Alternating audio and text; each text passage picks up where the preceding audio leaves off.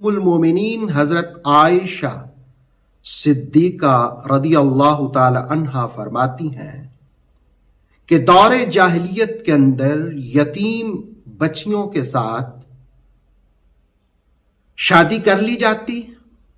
لیکن ان کو اپنی زوجیت میں لانے کی وجہ ان کے حقوق کی ادائیگی نہ ہوتی، جنسی رغبت بھی نہ ہوتی، بلکہ ان کی دولت اور ان کے مال کا حصول ہوتا، اور وہ لوگ جو یتیم بچیوں سے شادیاں کرتے ان کے حق مہر بھی ادا نہ کرتے، ان کے حقوق بھی ادا نہ کرتے۔ اور اگر آپ مجموعی طور پر اس بات کو دیکھیں کہ زمانہ جاہلیت میں شادیاں کیسے کی جاتی تھیں، تو اس حوالے سے 6-7 قسم کے رواج ان کے ہاں رائج تھے۔ صرف ہاشمی خاندان تھا جس میں عورت کو ایک عزت اور مقام دیا جاتا۔ میں یاد دلاؤں گا کہ یہ ہاشمی خاندان وہی ہے جس میں ہمارے پیارے آقا صلی اللہ علیہ وسلم تشریف فرما ہوئے، تو اس خاندان میں عورت کی حفاظت بھی کی جاتی، اس کو عزت بھی دی جاتی، اور اس کو یہ رائٹ بھی دیا جاتا کہ وہ خود اپنی مرضی سے بھی کسی کی زوجیت میں جا سکتی ہیں۔ تو یہ پہلی قسم تھی جہاں ہاشمی خاندان کے اندر عورتوں کو عزت دی جاتی۔ اور دوسری قسم کی جو باتیں رائج تھیں وہ یہ کہ جس وقت عورتیں ماہواری سے پاک ہوتی تو یہ کتنی بدتمیزی تھی کہ ان کا شوہر خود ہی ان سے کہتا کہ فلاں شخص سے تم مقاربت کرو، اور پھر وہ اسی کے ساتھ ہوتی، لیکن جب حمل ٹھہر جاتا تو پھر اس کا شوہر اس سے مقاربت کر لیتا تاکہ بچہ جو ہے وہ حلال ہو، شریف ہو۔ کتنی بدتمیزی تھی۔ اور تیسری جو ان کے ہاں رائج تھا وہ یہ کہ 10 مردوں سے کم کا ایک گروہ ایک ہی عورت سے بدکاری کرتا، اور جب وہ حاملہ ہو جاتی تو سب کو بلایا جاتا، اور عورت جس کی طرف اشارہ کر دیتی وہ بچہ اسی کی جانب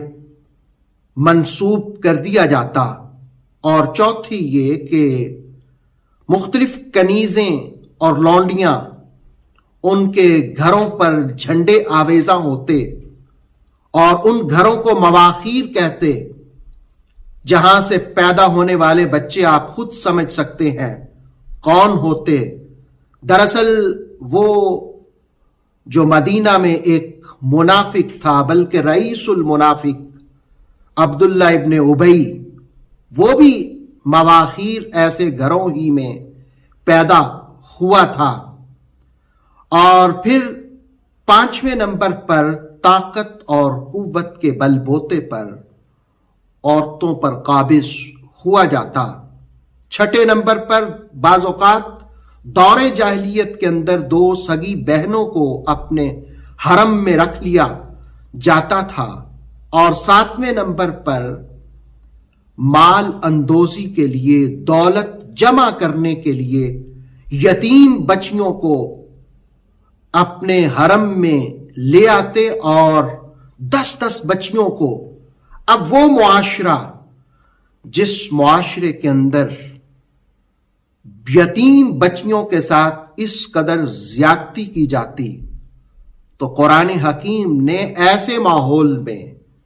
یہ کہا کہ اگر تم یتیموں کے ساتھ انصاف نہیں کر سکتے، عدل نہیں کر سکتے، تو پھر ان سے نکاح کر لو۔ ہاں، لیکن نکاح میں بھی حدود میں آؤ، لمٹ میں آؤ۔ تم لمٹس کو کراس نہ کرو، حدود سے تجاوز نہ کرو۔ یہ حدود سے تجاوز کرنے سے روکنے کی وجہ سے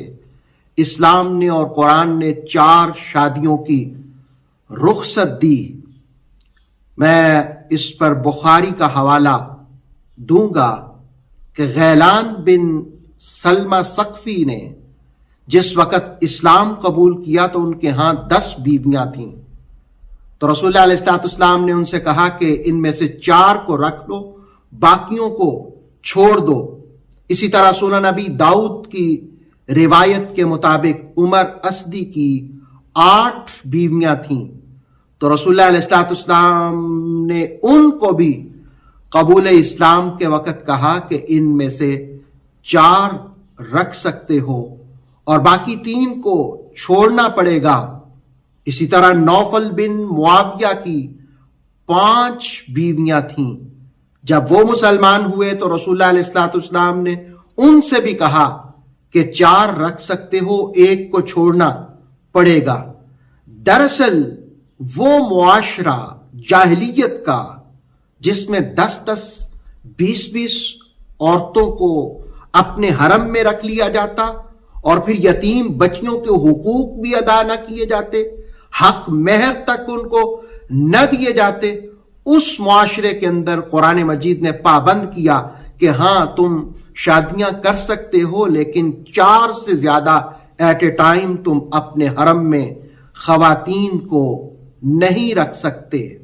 وہ لوگ جو اسلام اور قرآن حکیم کے اس حکم پر اعتراضات کرتے ہیں، میں ان سے یہ کہوں گا کہ یہ قرآن کا حکم لزوم کا نہیں ہے، یعنی اسلام یہ نہیں کہتا تم ضرور ہی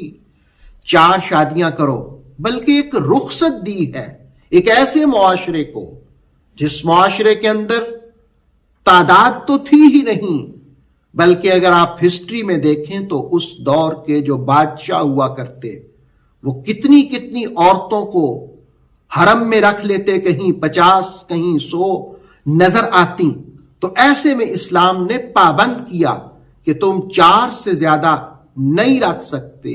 یہ دراصل رخصت ہے، یہ حکم نہیں ہے۔ لوگ اس کو سمجھتے ہیں کہ شاید یہ اسلام کا حکم ہے، حکم نہیں ہے، یہ ایک رخصت دی گئی ہے کہ اگر کسی کا ایک پر گزارا نہیں ہے، اس لیے کہ اس کی پہلی حکمت اگر آپ قدیم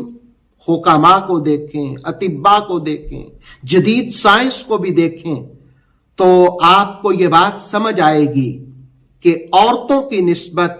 مردوں کی کیفیت بالکل طبی اعتبار سے جدا ہوتی ہے، اور دوسری چیز یہ کہ عورتوں کی نسبت مردوں کے اندر خواہش کا، جنسی رغبت کا زیادہ اثر ہوتا ہے، اور تیسرے نمبر پر دنیا کے اندر عورتوں کی شرح زیادہ ہے، اور چوتھے نمبر پر جس وقت جنگیں ہوتی ہیں تو اس وقت مرد مارے جاتے ہیں اور عورتوں کی تعداد زیادہ ہو جاتی ہے۔ تو یہ وہ حکمتیں ہیں کہ جس کی وجہ سے اسلام نے کہا کہ 1 نہیں تم 4 تک رکھ سکتے ہو، یہ رخصت دی۔ لیکن ایک رخصت کے لیے بھی قرآن مجید سورہ نساء کی 3 نمبر آیت کو اگر آپ پڑھیں تو قرآن کہتا ہے کہ اگر تم عدل کر سکو تو، اور پھر کہا کہ اللہ تعدلوا، اگر تم عدل نہیں کر سکتے، انصاف ان کے درمیان میں نہیں کر سکتے، فواحدتن، تو پھر تمہیں صرف ایک ہی کی رخصت دی جاتی ہے کہ تم ایک ہی بیوی رکھ سکتے ہو۔ اور آگے کہا کہ قریب ہے کہ تم ایسا نہیں کر سکو گے، یعنی عدل بھی نہیں کر سکو گے، اور جب عدل نہیں کر سکو گے تو پھر تمہارے لیے لازم ہے، قرآن مجید کہتا ہے فواحدتن، ایک ہی کافی ہے۔ ہاں اگر عدل کر سکو تو پھر فَانْكِحُوا مَا طَابَ لَكُم مِّنَ النِّسَاءِ مَثْنَىٰ وَثُلَاثَ وَرُبَاعَ۔ اس آیہ مقدسہ کے روحانی اہداف کیا ہے؟ پہلے نمبر پر یہ کہ وہ لوگ جو 10-10 20-20 بچیوں کو، یتیم بچیوں کو مال کے حصول کے لیے، ان کی دولت کو ہڑپ کرنے کے لیے اپنے حرم میں لے آتے اور ان کے حقوق کی پائمالی کرتے، تو دراصل ان کو سمجھایا کہ اسلام اور قرآن متوازن ایک قانون دیتا ہے اور اس قانون کو تم فالو کرو. اس لیے اللہ رب العالمین نے مسلمانوں کے لیے جو تبلیغ کا نصاب ہے وہ قرآن کو مقرر کیا ہے کہ تم قرآن کو سیکھو، قرآن کو سمجھو. قرآن ہی تمہاری زندگی کے ہر معاملے میں تمہاری رہنمائی کر سکتا ہے. دوسرے نمبر پر اس آیے مقدسہ کا جو روحانی ہدف ہے وہ یہ کہ پاکیزہ زندگی، صاف ستھرا ماحول. اگر انسان کے اندر خواہشیں بھی جنم لیتی ہیں تو ان خواہشات کی تکمیل کے لیے غلط راستوں کا انتخاب نہ کیا جائے بلکہ جائز راستوں کا انتخاب کیا جائے، اور وہ جائز راستہ نکاح ہے. اور پھر تیسرا روحانی ہدف اس آیہ مقدسہ سے جو ہم سیکھ سکتے ہیں، سمجھ سکتے ہیں، وہ یہ کہ گھریلو زندگی، اس میں عدل و انصاف. ایک مرد کو پتہ ہونا چاہیے کہ اس کی زوجہ کے اس پر کیا حقوق ہیں، اگر اولاد ہے تو اولاد کے کیا حقوق ہیں. تو گھریلو زندگی کے اندر عدل و انصاف کا قیام، اور اگر ایک سے زیادہ خواتین اس کے حرم میں ہیں تو ان کے حقوق میں بھی عدل کا خیال رکھنا. اور چوتھے نمبر پر یہ کہ آئلی نظام درست رکھنا، خاندان کا نظام متاثر نہ ہونے دینا. اور جس وقت معاشرے کے اندر جائز راستے اختیار کیے جائیں خواہشات کی تکمیل کے لیے، تو پھر اس معاشرے کے لوگ اور افراد قانون کے پابند ہوتے ہیں. اگر عورتوں کی تعداد زیادہ ہو اور مردوں کی کم ہو، اور اگر عورتیں ایک ہی مرد کے حرم میں زیادہ آ جائیں تو ان کی خواہشات کی تکمیل وہاں ہوگی، تو معاشرہ بے راہ روی کا شکار نہیں ہوگا، وہ قانون کی پابندی اختیار کرے گا. تو سورہ نساء کی آیہ مقدسہ نمبر 3 کا ایک روحانی ہدف یہ بھی ہے کہ معاشرے میں رہنے والے افراد جو ہیں وہ قانون کے پابندی اختیار کریں، جو اسلام نے تعلیمات دی ہیں اس کے مطابق اپنی زندگی گزاریں. اللہ رب العالمین اس آیہ مقدسہ کے روحانی فیوزات ہم سب کو نصیب فرمائے. اوتھینٹک اسلامک نالج کے لیے نور وحی یوٹیوب چینل کو سبسکرائب کیجئے، بیل آئیکن کو بھی لازمی پریس کریں. نور وحی کے فیس بک پیج، ٹک ٹاک اور انسٹاگرام کو بھی فالو اور لائک کیجئے تاکہ ہماری ہر نئی آنے والی ویڈیو آپ تک بر وقت پہنچ سکے.